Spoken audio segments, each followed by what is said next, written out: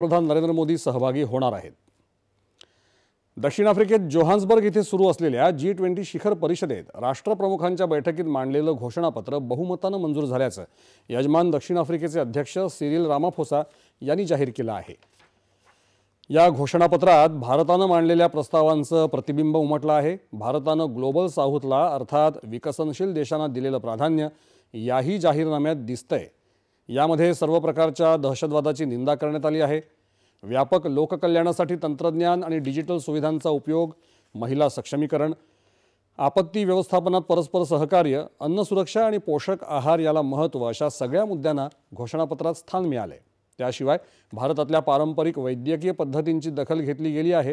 हवामान बदलासाठीच्या निधीबाबत भारताच्या म्हणण्याचा विचार देखील यामध्ये करण्यात आला आहे। दक्षिण आफ्रिकेत जोहान्सबर्ग येथे G20 शिखर संमेलनाच्या दरम्यान